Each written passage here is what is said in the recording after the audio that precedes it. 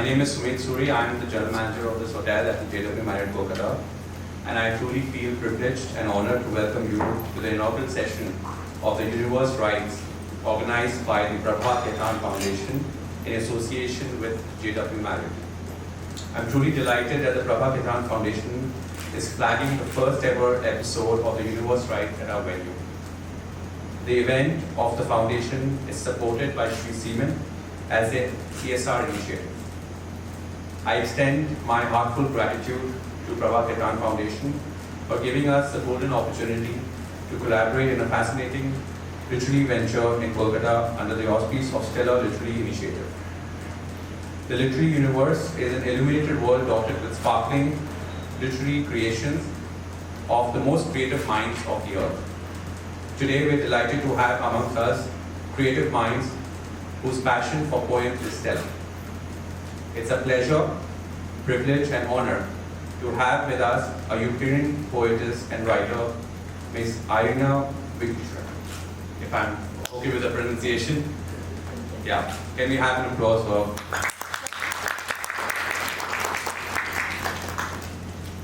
Before I take this forward, I would like to have my colleague Amrita to talk a few words about Prabha Khaitan Foundation. I welcome you all again. Before I introduce Ms. Iryna Vikyrchak, allow me to say a few words about Prabha Khaitan Foundation. Prabha Khaitan Foundation is a Kolkata-based non-profit trust founded by an eminent Indian literature, entrepreneur, philanthropist, social activist and feminist, late Dr. Prabha Khaitan. Inspired by the national philosophy of unity in diversity, the essence of the foundation is the soulful amalgamation of multicultural diversities of India and the creation of boutique initiatives and activities that showcase the priceless literary and cultural assets of India for the past 40 years.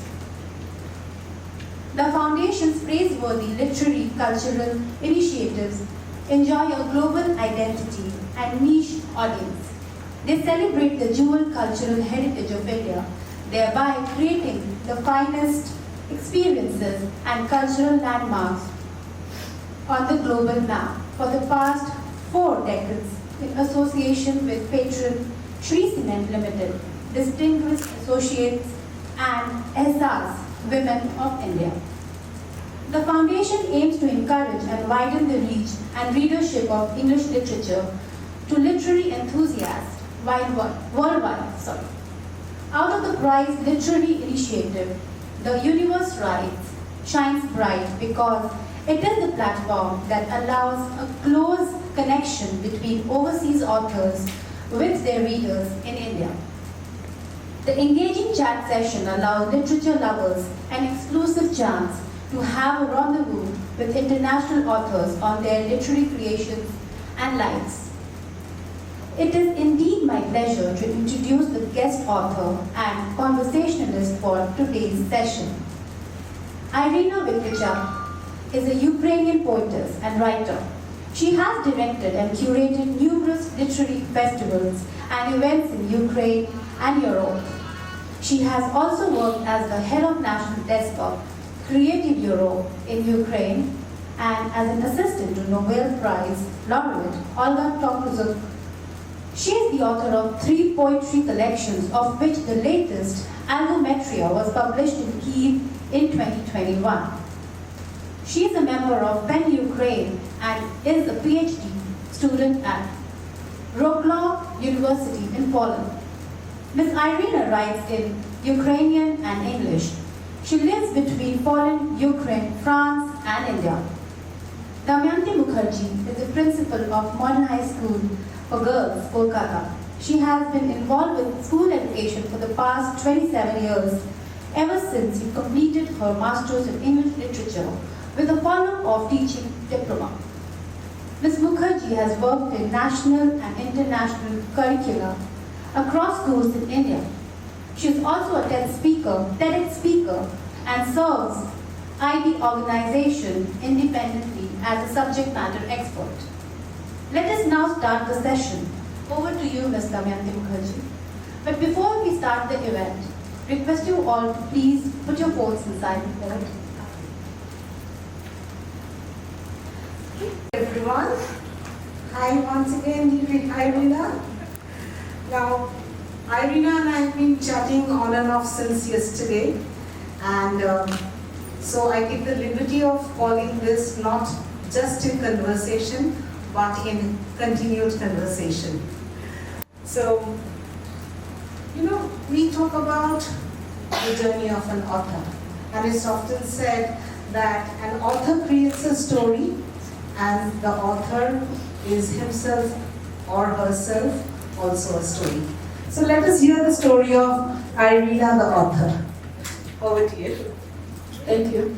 Actually, the most difficult question you can ask any author, or at least all the authors I know, is like, tell something about yourself. And this is probably the only question, so just, we get blank stare. And, well, hello everyone. I'm very honored to be here in the W minor. And as I learned just two minutes ago, that this is the first event, this is a big honor again, and a big responsibility also, and I hope we all together will enjoy this conversation. It's hard to tell when an author is born. I just remember very precisely the moment when I wrote my first poem. I was 12 years old, and I was in the car with my parents on the back seat. We were coming back from somewhere. And I remember I was looking at the sky, and I was looking at the sky through the back window of the car for such a long time that suddenly there was like a little poem that came directly to me. It floated in. Yeah, it just floated, so I kind of kept it for myself. And since then, until I was 15, I was still at school. I already had few dozens of poems, and I think I gave them the chance to have the right to exist, thanks to two people thanks to whom I probably can call myself an author or a poet or a writer nowadays. This was my best friend, my school best friend, who also was writing poems. And I remember, like, every day after school, we used to have these phones which are connected to the wall and had this, the cables and the dials. So we spent a long time on the phone, sharing our poems and talking about other things. But also, it was a teacher from our school who was sensitive enough to see the creative side of our personalities. I'm still very thankful to him because when everybody else around, parents, teachers, there was so much pressure to be good, to get good grades, to be good at math, at English, at all other disciplines. There was this only one teacher who gave us like a green light to be creative, to write poetry, to write things which are not connected to performance, like to strict performance. And when we were 15, he edited our texts and sent them for a competition. And both of us won this regional competition. And a year after, our first little books of poetry were published. So I can say that we published author by the age of 16. At a very young stage, yes. Yes, but after, life happened. And there was university, there was work. Luckily, I started to work with literature festivals as a poetry manager, and with lots of other writers, and especially poets from entire Europe. And I was putting together anthologies with the festivals and managing contact with translations and festival programs and so on. And one moment I just told myself, okay, there are so many prominent poets who wrote all the best things existed.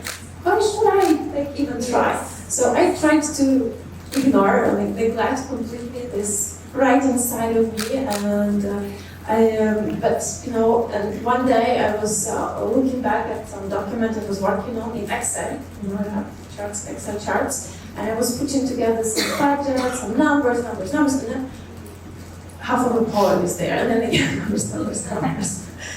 So yeah, and for years I was like that. You know, if there was a poem which came to me, I would write it down just to to let it be somewhere, and then I would just drop it and forget about it.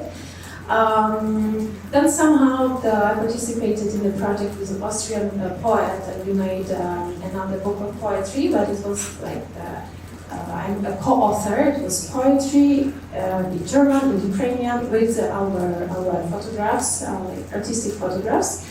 And on the years later, and I cannot even say if it happened before lockdown or during the lockdown, I just felt that I don't have this kind of energy to do the managing work. And there is so many stories going on in my head that I need to take them seriously and do something with them. So after it was like a conscious approach, I tried to take my writing seriously, as did my teacher when I was just a teenager. And now I feel lighter with every text I write. Actually, I have a list of things, what makes me a different person. For example, when I go on a trip and I come back, I am a different person. When I write a poem, I am a different person when I was before it was written. And like this with every text and also with every book I read. Because reading here is also very important. So that would probably be my journey, and now I'm writing every day and write prose of things. I finally let out the novels I have been carrying in my head. Actually, it was good because I feel that kind of ripened in my head. I did the good research, and I feel very confident about the text. So. I think it's also, so if I may continue, if I talk too much, you just give me a sign. You were supposed to be talking. That's what we're gathered for. I think it's also, a part of being a girl, being a woman, because you always have to be nice. You always have to be nice to other people, but not necessarily to yourself first. If you're a boy, the poems, whatever you do is taken seriously. But if you're a girl, you have other things to do. And I think it's not only in Ukrainian culture, here are my Ukrainian friends applying to this, but I think it's also universal. Like my best friend, she has a brother, and in the family, it's just an example of who I know very closely. The demands to her brother, like, yeah, you're not taking drugs, you're fine. But to her, the expectations and demands are extremely high. She's a doctor, she's a neuropathologist, she did lots of different trainings, she published a book of poetry, she's also a painter, but in the eyes of the family it's not enough, and sometimes I feel There's two more stars to pick out. yes, I heard a little bit of that because it's so easy to be a boy in this context, not in our context of course, but it's hard to be taken seriously as a girl if you don't fulfill certain social norms and expectations.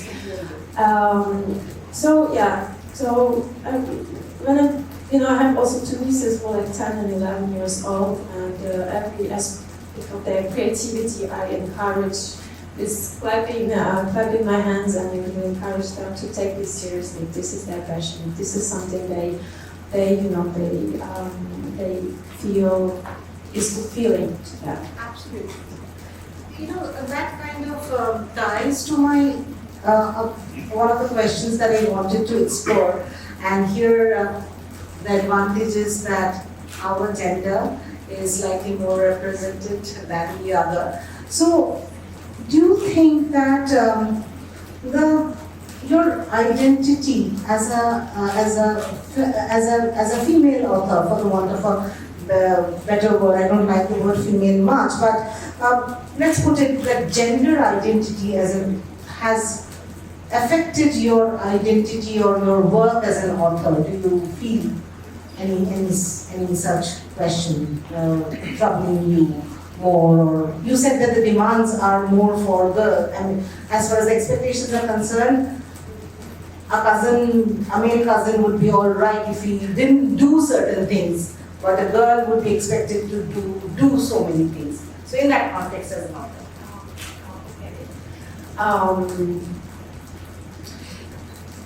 we girls, because of all this, we are programmed very often much more often than men, to have this imposter syndrome. And when I thought that it was like only me or only women who were just starting to accomplish things, I thought it was normal. But as I talked to Olga Tokarczuk, who won the Nobel Prize, and we talked after the Nobel Prize, and she shyly confessed that she also suffers from the imposter syndrome even with the Nobel Prize. So there is nothing that can stop it. It's just something you need to tell yourself, tell every day, remind yourself every day. Yes. As for the gender identity on the level of the texts, I totally disagree with this concept that there are feminine texts, masculine texts. It's just intellectual work is gender neutral. There are texts written by women, texts written by men, and when we talk here about this gender identity, I would refer more to the process of creating and to fitting your creative life into your normal life, because think about all these advices on writing given by the male writers whom I respect deeply. For example, Stephen King's book on writing, or Haruki Murakami's book. Yes. I love that book. But what I think about, what I speak about when I speak about writing, yes. And they are amazing books, but they only show male perspective. They give it's a box of tools, and it's a masculine imaginary, the box of tools for carpentry, whatever. But for women experience life differently, and yes, and that is true. And we just need different tools. I can say it as a new mom. I can say that, for example, for a few months with a newborn baby, I had a novel being constructed in my head, but I could not write it because my hands were constantly taken. But in my head, I was writing a lot. So I was thinking, oh, wouldn't it be so nice to have some gadgets, to have a virtual screen in front of you, and you could just write with your thoughts, or with a ring pin like this, or I don't know, just something that could assist you in this. So I think that's kind of tools we need. So maybe we design for the future. But jokes aside, we do have different perceptions. We do have different roles and expectations, and there is so much pressure also, pressure of additional work, which this kind of invisible work. I don't know if you know what I'm talking about. Yes.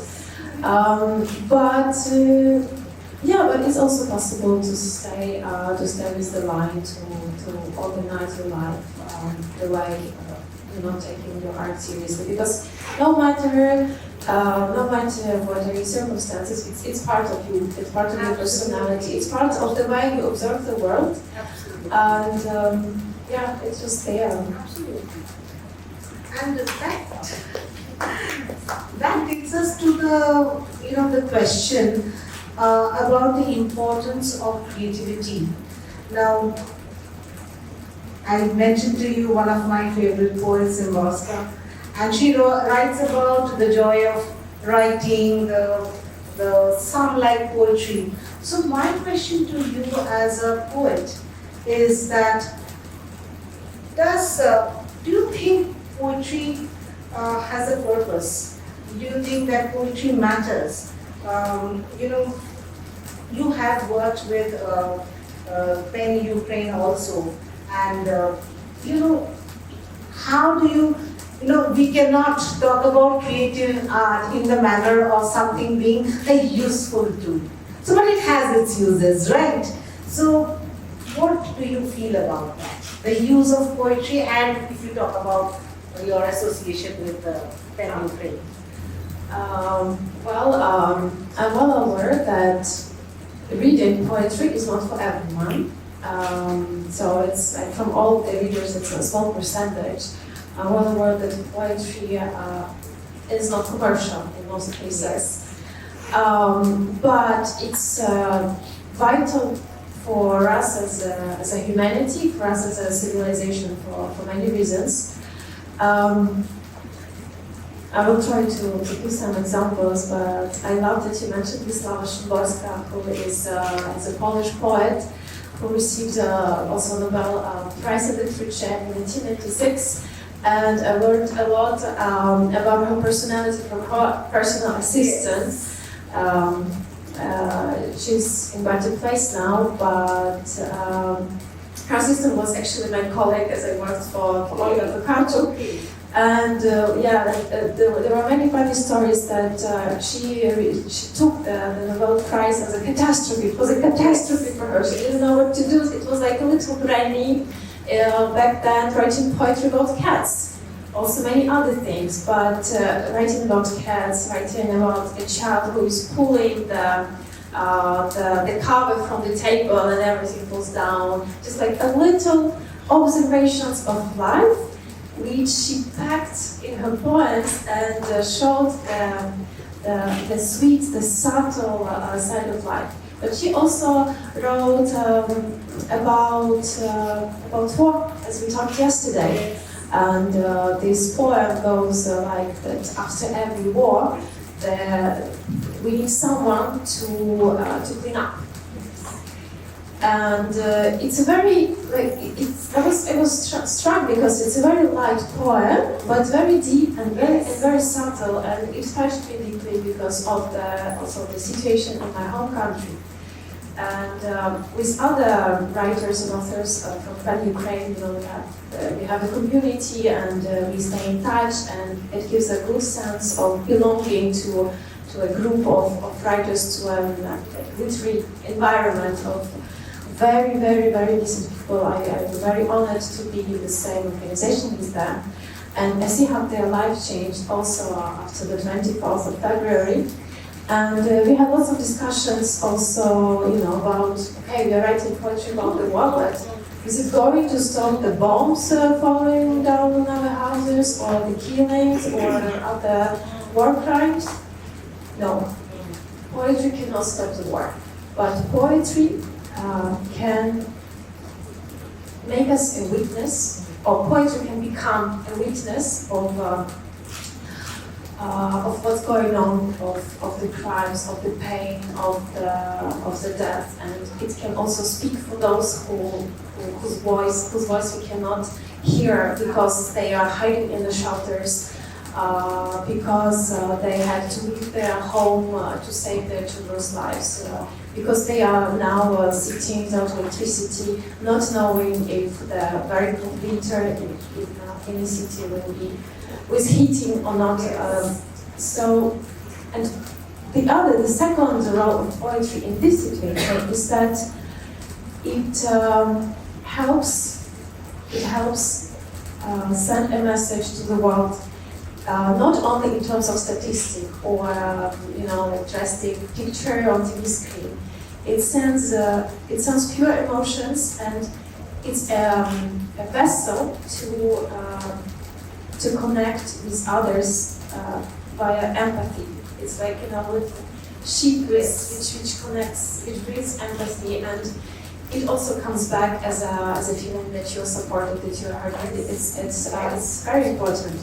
Actually, after the 24th of February, when the full-scale invasion to my country started with tanks and warplanes, the drones, whatever.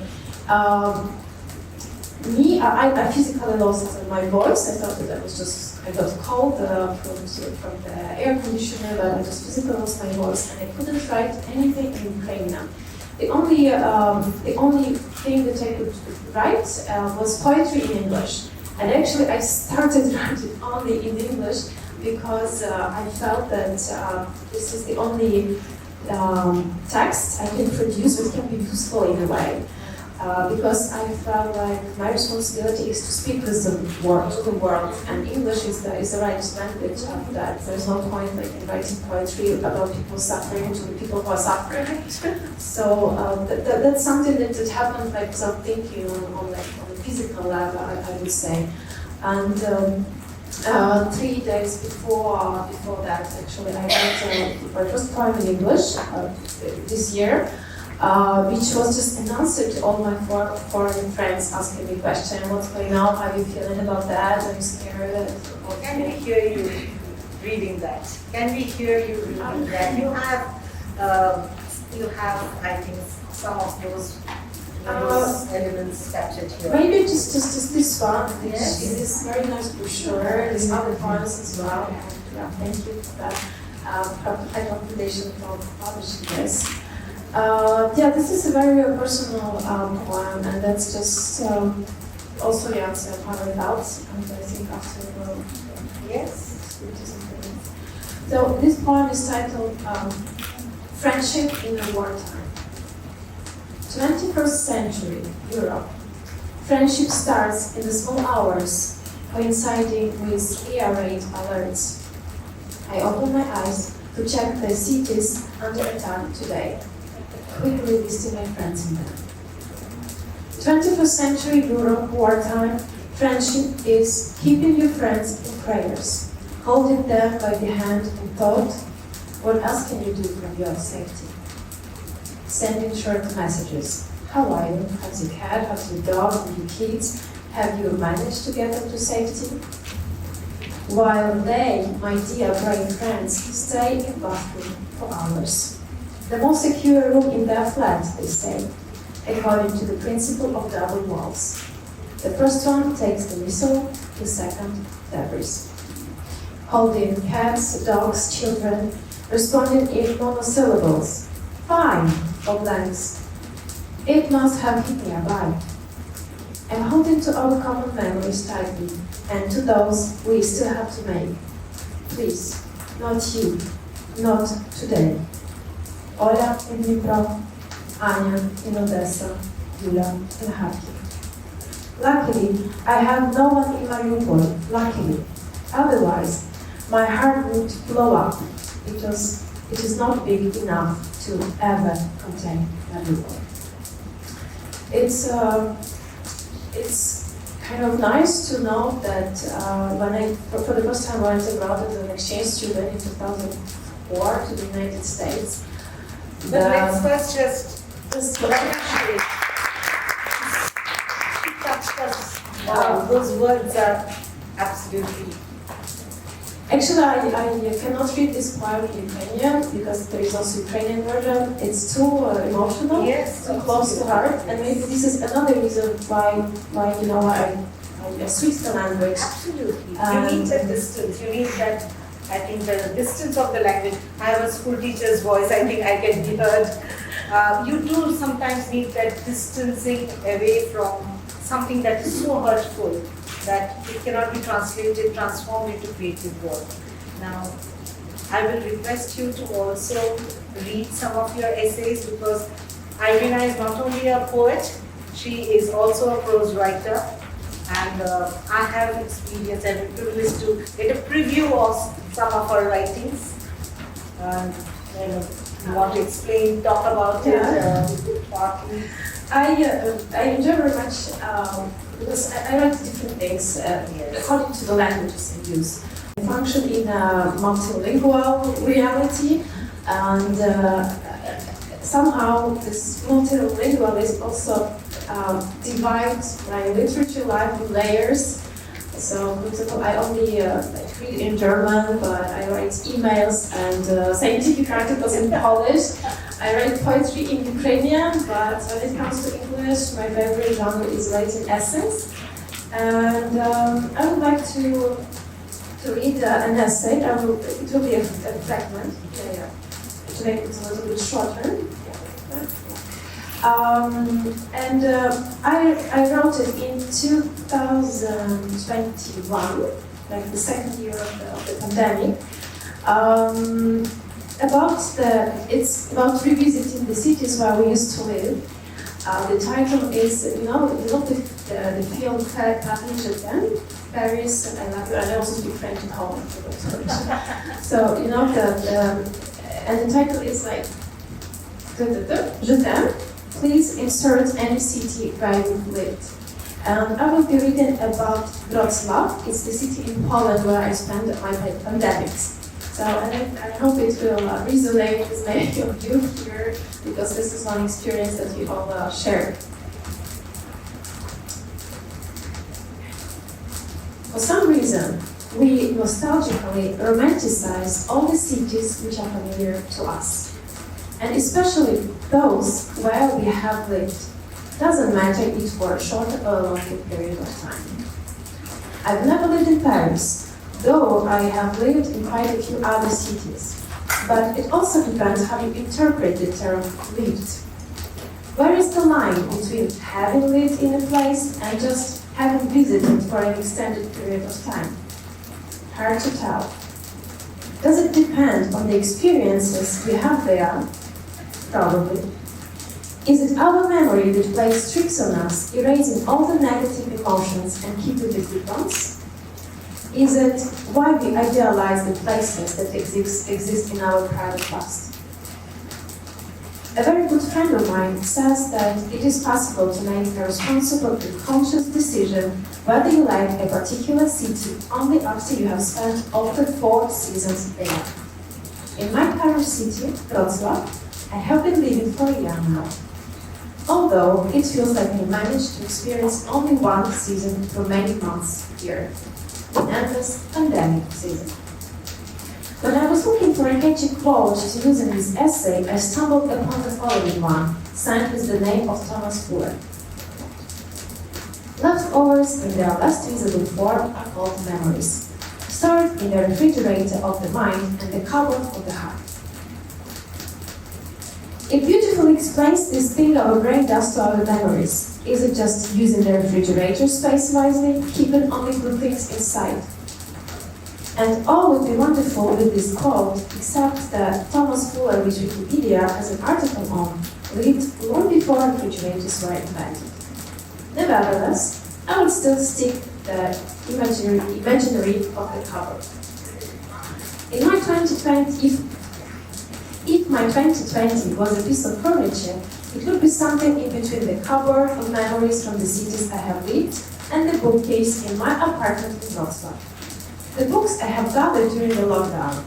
They were delivered to my door, picked up from the post office, from little storage boxes of the mail service, and some arrived with me in suitcases in the fall of my clothes a year ago. Both the bookcase and the cupboard of memories from the cities where I have lived are extremely precious for filling up my inner space in this emotional desert of lockdown limitations. In my mind, it is a very particular cupboard of the dark brown wood from my grandma's house. As a child, I spent many hours inspecting its content, and now, as a grown-up, closing my eyes right before falling asleep, I am often transferred to an endless white room between dimensions, where I stand in front of the very same cupboard again. I see it in the smallest detail.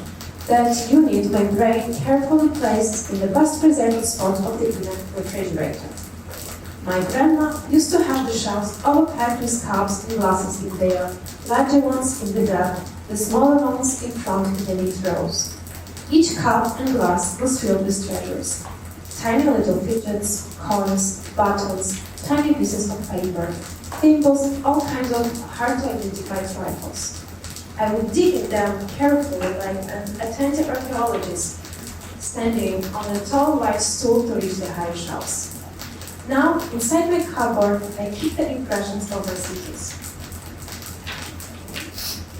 Revisiting in reality the cities where I used to live is the most painful kind of tourism. Wherever you go, sooner or later, your feet will betray you by taking the path you know, turning into little streets they used to walk and lead you on the familiar yet forgotten routes. However, if the time is non-linear, the formula is walking this street at the same time, walks into the entrance, goes up the stairs. The past and present are happening simultaneously in this place. It is the moment of meeting oneself in space, but not in time. The present you can't resist the temptation of peeking. The present you can't resist the temptation of peeking into the windows of the apartment, which used to be your home, and suddenly sneaking in the twilight around the building like a murderer who came back to the scene of the crime. And for a fraction of a second, it seems like you see them through the window pane, but suddenly the light goes inside the apartment. They passed you when you were leaning over the table reading a book, or watering a plant in a big pot, or feeding a goldfish in a round little aquarium. You recognize that kind of light. But it is just an apparition. Somebody you don't know calls this place home. What are they like, this somebody? Have they changed the color of the kitchen walls? Do they like to enjoy the morning coffee looking out of the open window like you did 2 or 10 years ago, looking over the same view? Have they noticed that a bunch of magpies often flock on the roof across the street, and the sun in October sets precisely at the end of the street, looking like a giant fireball? And why does your chest suddenly become smaller and makes it hard to breathe? Sometimes I wonder, what would it feel for me to revisit Wrocław in the future? What will I be looking for in this city? Where will my feet take me? Will the future me see the present me through the little familiar window?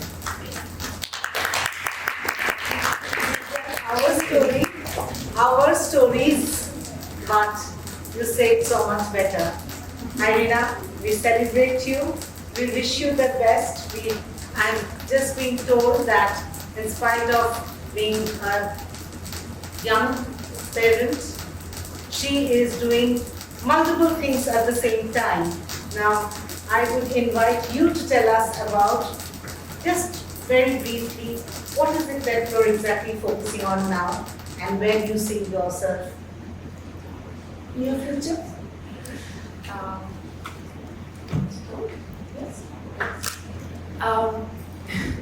Like before becoming a mom, I asked another mom writer, a very good friend of mine.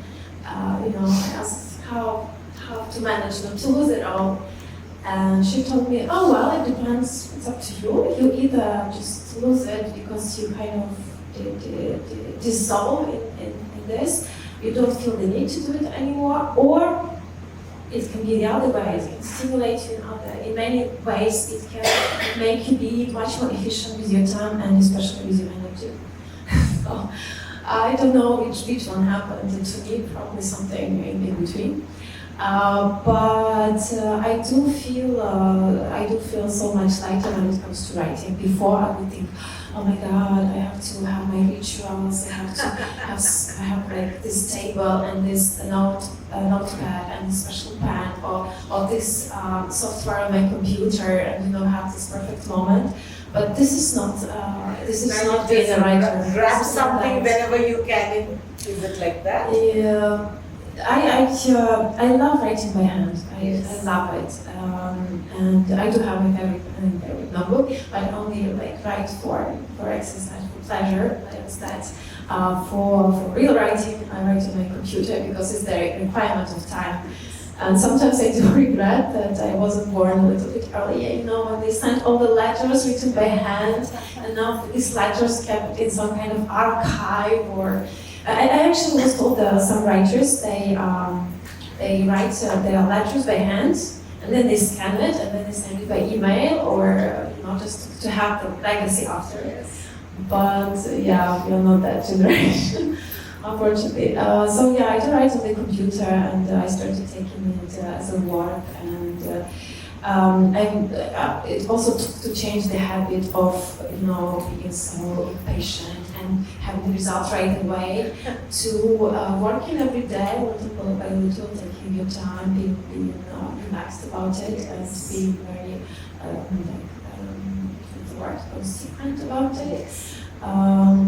So this is what makes it. And I finally feel like at some point I just felt that I cannot carry this novel in my head anymore because it takes so much mental space, and I need my brain for other things. So we're looking forward to that novel in print shortly, hopefully. I hope so too. Thank you. Thank you so much.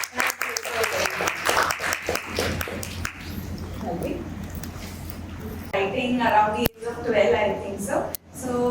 But over the years, you have been reading other people's work also. So, whose writing influenced you the most, and who are your favorite poets, and what are you currently reading? All general questions for you.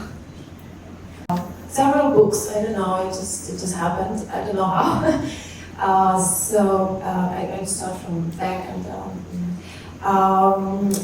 know how it happened. I went to the Oxford bookstore and found some treasures there. So now I have a book of essays by Margaret Atwood. I am reading a new novel by Olga Tokarczuk because actually she's one of those who influenced me the most as I read all her works, and I had a chance to spend a lot of time with her talking about also creative processes and writing. I am reading also, I just started reading a book about English language in India because I want to understand better. I am reading, what else am I reading? I am reading also another novel about Madame Tussaud, and it's a fictional biography, and I love this genre very much also because actually it's like you are living with the person you are reading about of their life. I think what's the name of the author? I think it's Edward Kelly. I can send you later.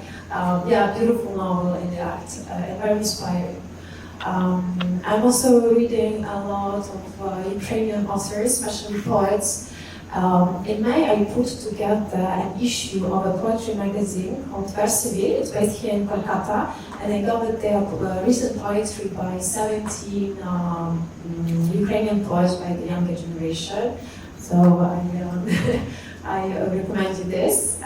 Yeah, I read a lot of contemporary poetry by Ukrainian authors and novels and books like this and universal cognitive literature. So I would love to know if you ever had your work rejected, and what would be your suggestion to someone who is just starting their career if they hear lots of no's in their life, how they should consider it? I'm not taking personal growth. Who is now the president of Ukraine. He was writing in Russian, and he's like very famously translated in like all languages of the world now. Andrei Kurkov. And this is a true story. He got rejected by 300 publishers before he got started publishing. And it's a true story. And when I first met him, like 10 years ago, it was some kind of event where he had a little wagon, let's call it, with his books on it, and he brought it by himself to the event where he was a speaker, and he was like selling the books. And now he's the most recognized, most known Ukrainian author in the world, I would say, one of. So, and when I heard this rejection, I never expected being like accepted, or my manuscript is accepted. So I never had this trauma of being rejected as an author. Plus, I've been in this industry, in this market, in this industry. So I know how it works. I worked on the side of the publisher also. So for me, it's not come as a shock. I just know, okay, this is not the format of this publishing house. Or this publishing house, they are planning like 10 years in advance, and this one I can apply tomorrow. And after tomorrow, they give me an answer. So I'm in a little different situation than this one. So I think there has to be a tremendous amount of belief in oneself. There is no guarantee. It's not a useful trade in that manner. So therefore, I think she's being very humble about it, of course. But I think it takes a lot of guts to put forth your work for the examination of others and open yourself up to the possibility of it not being liked. We all like validation. Yeah, but wait until I finish the novel. Just supporting what you just said. As you just mentioned, if your expectation is less, then your rejection, the fear of rejection is also diminished. That's what you just mentioned. Which is very universal in concept. Yes, this is true. Plus, that's true. I never had like big missions before because I was busy doing that, doing my work, working for others, promoting other authors. And I'm very grateful to this experience because I learned so much from them. And I learned, I had so many precious moments, you know, being able to pass the time with these famous writers, like, I don't know, for example, when I was on the play with Oksana Zabushko, she was also one of the most prominent Ukrainian writers, because if I go to the festivals and we were on display, just having 2-3 hours only for us and having the conversation. It taught me a lot, but it also taught me that you know, if you want to be a writer, you have to write. It's not as glamorous as it looks at the end. It's a very solitary work, and it's not very easy. And in fact, the writing which you see on paper, it's just the top of the iceberg. The bottom, the rest of it is underwater, and it's not only like the writing itself. It's a huge amount of inner work, like really inner work, which you have to do. Absolutely. Yeah, I just, it's an observation. I wish I could just look at the sky and write a poem, you know. I just can't.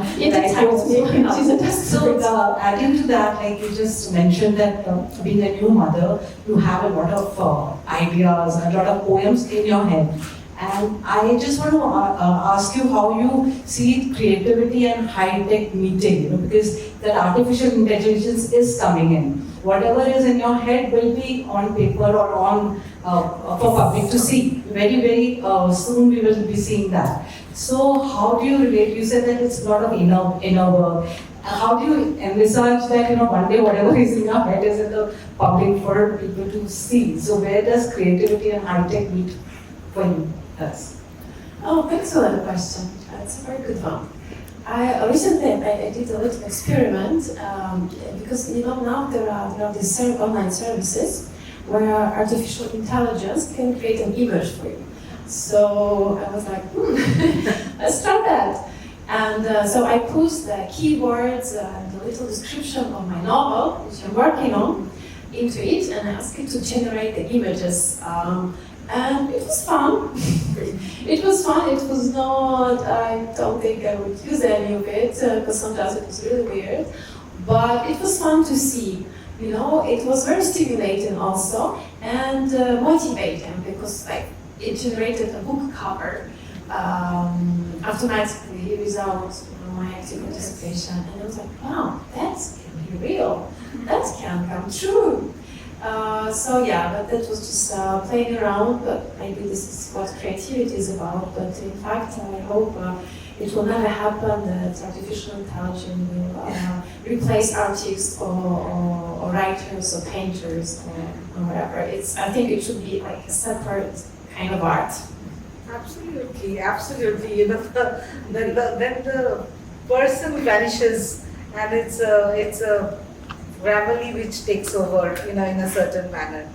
Thank you so much. Are there any further questions? Yes, there's a question there. We have A world that is full of critics. Today I felt, you know, the adage that we need dreamers of hope, we need architects of compassion, we need builders of sensitivity and empathy, and I thought I saw one today. So I just wanted to say that in that sense I felt one of my tribe. Thank you. And I think you have answered this in some ways, but I just wanted to ask you in a very direct way, who do you think makes a poet an unforgettable poet? About the beautiful words you shared. Poet and unforgettable poet. Who do you think makes a poet? What makes a poet an unforgettable poet? Yeah, that stays with you. Okay. That's a good question, and I can have like multiple directional thoughts to find the answer for it. But I would say that unforgettable poetry is created with depth. The deeper you go into understanding yourself, into your memories, into the more personalized this poetry is in sense of what you can give to the world, the more unforgettable it is. I create this notion, maybe this is somewhere, I don't know, of archaeography, like the lyrics archetype and geography. And this is a very personal place or places which you have inside yourself. Very often these are places where you grew up. It can be an apartment, it can be a house, it can be a village or a city or a town. But when you are reading a random novel and something, the scene is taking place in a house and you imagine a particular house which you experienced in your life. And this is the archaeography, I would say. And there are many other deep archetypical things inside of us which are also very, very much personalized. And to make this unforgettable poetry, you have to find these things inside yourself, make them very, very personalized and share them with the world. And then they seem as personal to the reader as the original creation was meant for the creator. They are very unique and very universal at the same time. Thank you.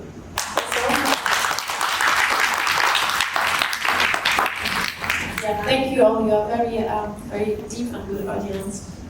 Absolutely, and As for each other and time to spare for an evening like this. Thank you so much.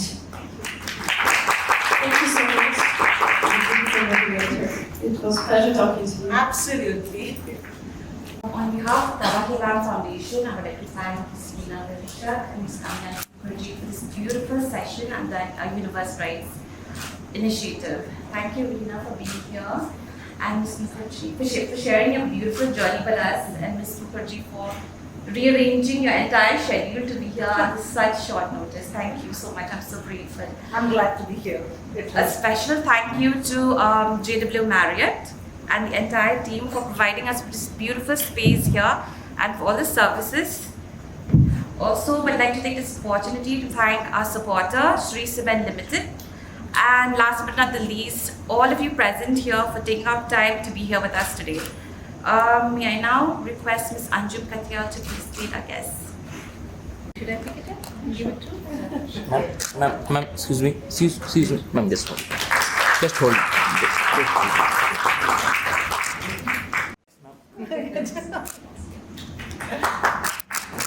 Okay. Thank you. We have a beautiful booklet which contains Iryna's poems which have been translated to English, which we would like to present to you, and you can get it personally autographed from her. Thank you so much.